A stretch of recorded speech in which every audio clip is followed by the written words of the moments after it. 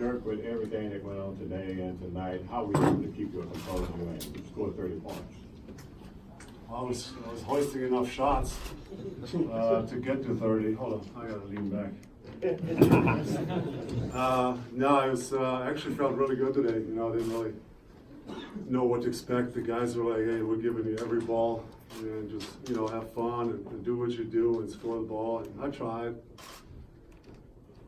Second half, I got a little colder, but it was a blast being out there competing. Enjoying it one more time in front of obviously a great crowd. It was rocking from the first minute, so yeah, I had a heck of a time, and definitely gonna miss it. Dirk Dirk Taman, Turner, Dallas Sports Fanatic.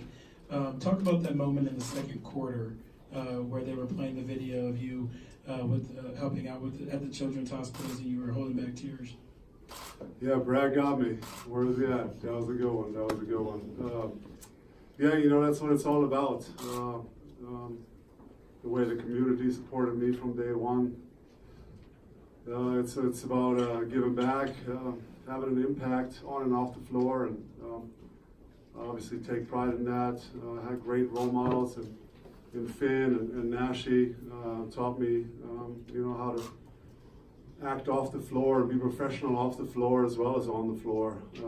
So yeah, I got a little emotional there. I actually shot a ball after that. I don't think I saw the rim. I had so many tears in my eyes, but yeah, that was a special moment for sure. Dirk, what was going through your mind during the post-game ceremony, and did you go into tonight planning on announcing your retirement during that ceremony? Yeah, so this actually just came about really the last few days, and I had really no idea what to expect. I knew obviously there was some celebration going on after the game, but what got me obviously was the 5 guys coming out. I figured there'll be some videos. And then I looked up there and they showed how I talked about these guys, and I was like, why are we doing this right now? And then I looked around the corner and I see Charles coming out first, and yeah, that made me a little emotional. I mean, obviously those guys I've watched, I idolized all of them. I was a huge NBA fan in the 90s, watched every game, watched every All-Star game, watched every finals. And really, the only guy I was missing was MJ. That was obviously my number one, but everybody else amazing. They even brought Larry Legend. I mean, yeah, that was an emotional moment when I saw all 5 of them, and I was in shock really. And yeah, I gotta say thanks so much, obviously, to Mark and the Mavs organization. They did this right today. I was speechless. And then were you planning on announcing the retirement, or was that just kind of a spur of the moment? Yeah, it kind of happened the last few days. I still wasn't sure, maybe, but I think it's been a long time coming. I think struggling this year with my foot, that's no secret. It's just not there where it needs to be to compete at a high level for 82 games. I felt actually some of the best today, but we've done a lot of treatment and over the course of the season, pills, injections, and it doesn't make any sense anymore to keep doing that for another season. Even though would love to be there for KP and Luka and all these young guys and have fun with them and mentor them again if I can, but it just doesn't make any sense anymore physically. I think mentally I can still do it. I can always push myself to work out and work hard, but physically the foot is just not quite there. And it really started last season. I had restricted foot mobility, ankle mobility, and I decided to have the surgery because I figured that would help me make some moves again and be a little more explosive. But what ended up happening was with more ankle movement, the arthritis was just showing up too much, and I was in pain most of the year, as you could tell. Sometimes when I was backpedaling, my left foot was kept sinking in. It was a tough year, but I kept plugging through, and I'm glad it's almost over. Chris Henderson, Bold Sports Talk. I can say on behalf of the media, thank you for your many years and Thank giving you. us Yeah. giving us the time. And just a quick question: you came in '98, and this city has always been about the Dallas Cowboys. And for the most part, now that we look at our history of sports, you're the greatest athlete to ever play in this city, let alone probably this state. Can you talk about that and just, how You know made me, this I special don't city? see it that way. There's been some tremendous athletes come through here. This is a great sports town, as you guys know. There's great sports played through the history here. I'm honored that you say that, but just to be mentioned with some of these guys is an honor for me, and I'm humbled by that. And like I said, I didn't really quite know where this will take me in year one, and through a lot of hard work and support, and I got to where I am now. Can you give us a sense of what you've been doing since the game ended, besides putting on that pretty suit? Yeah, I just had a beer with Charles and the guys in the back. Obviously had to see him, and really just paid my respect, and told them all how humble I was that they all came, and that's really it. Man. Didn't see your family or anything? Not yet. I didn't Okay. see my family yet, but most of them are coming down tomorrow to San Antonio. Last game, I think, the entire Mavs organization is actually coming down. I bought 300 plus tickets. So I left it all out there tonight, obviously, for my last home game, but I'm going to try to play a little bit tomorrow and still enjoy and hoist a few jumpers. But tonight for me was, of course, the big night. One more time in front of these amazing fans that have supported me and pushed me over 2 decades. So today I really wanted to go for it, and as you can tell, starting from the beginning, just shot every ball.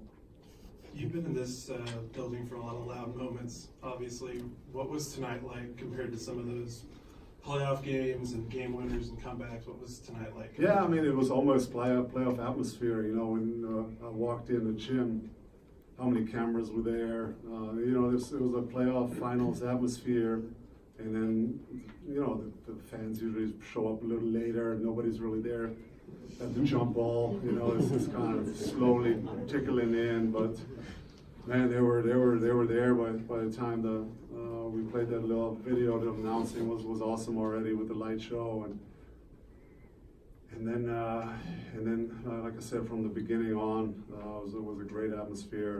And every time I came in or touched the ball, I heard them, and they kept pushing me. And I was already tired after 2 minutes. I haven't shot the ball or did that many moves all season, really. So I told coach to stop me after 2.5 minutes, but actually felt pretty good going through the game. Roy White here with 105.3 The Fan. Dirk, I'm sure you haven't had a ton of time to think about what your next chapter will be, since you say the decision to retire just came up over the last couple of days. But Chuck said after the game that he thinks he could finagle a way to get Shaq or Kenny out of the picture if you were interested in broadcasting. Would you think about joining your idol on the TNT set at some point in the future? Yeah, I don't think so. I don't think broadcasting is something that I want to do. But honestly, I want to clear my head. I want to travel. I want to enjoy my family. That's sacrificed so much over the last years, and see my kids, and then go from there. I'm sure after a year or two doing that, something has to still come and find my passion. But I'm sure I'll stick around the Mavericks somehow. They've allowed me to play the sport that I love for such a long time, and so we're always going to be part of this community and probably this franchise as well. You feel like the squad's in good hands now? You passed the baton? Yeah, the last couple of years were rough. You guys know that. But I think we did some nice moves. Luka and KP are 2 young guys that the sky's the limit. Two guys you can build around, 2 guys that should play off each other very well, different positions, different skill sets, different obviously height and different positions. So I think they should gel well together. And we got some other interesting young pieces. I thought Dwight had an amazing season for us, and he'll be great. And hopefully keep Maxey and Dodo and some of the other guys. Brunson was a find this year. I mean, I can go on and on. So I think we're heading the right direction. You keep adding, you keep working, and I'm sure Mark and Donnie and Finn and all these guys in charge now, they're going to make great decisions. Couple more for Dirk. Dirk, I think one of the indelible images of the post-game ceremony was Rick's daughter coming and giving you a big hug. What was that moment like for you, and how hard was it for you to kind of keep composure during that whole Yeah, I saw she had some tears in her eyes. I've known her ever since she was little.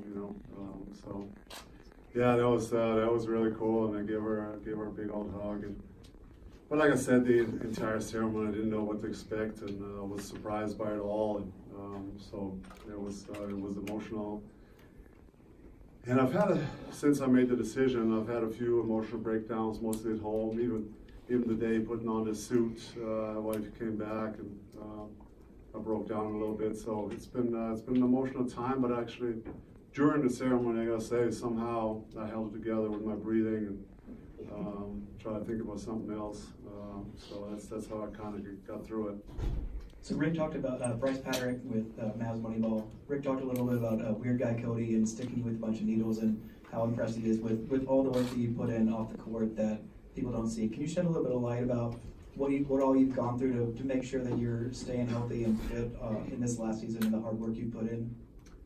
Yeah, like I mentioned, it was a tough year for me, but I had amazing staff. As we know, our training staff is amazing with Casey and Dion and Spangs and all these guys. Obviously, try to keep me healthy. We've been with most of them for 15 plus years, and they're never afraid to try something new. And whether it's a yoga or different massage therapies or the dry needling that I started this year, which is obviously no fun, but it worked for me and it got me through. And so yeah, it takes a lot at 40, whatever, to get ready every night, and then obviously with the foot pain at times, that just took a little bit of the fun away from the sport I love. So I think that actually made the decision easier for me.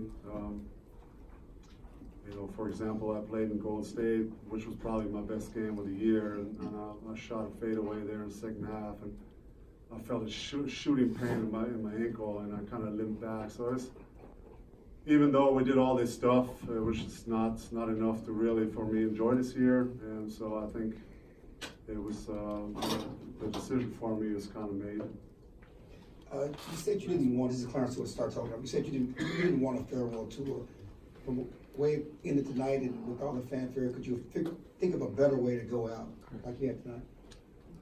The whole farewell thing that, like I said, would just kind of happen on the fly. I mean, I've been talking about it the last few weeks, how it kind of happened there before Charlotte when we were winning, and at the end of the game, the fans were starting, "We want Dirk," start chanting, and then we kind of took off from there. And, the fans must be thinking, the way he's moving, there's no chance he's coming back. That had to be their mindset, and then it was awesome. But try to enjoy everything, even though some of the daily grind wasn't that much fun.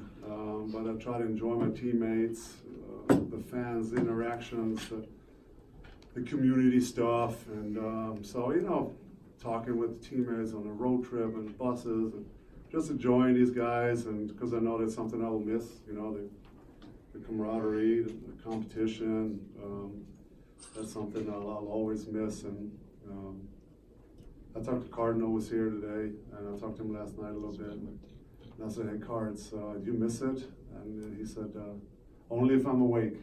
If I'm sleeping, I'm good." So I know that I'll miss the heck out of it, out of everything, but it's time.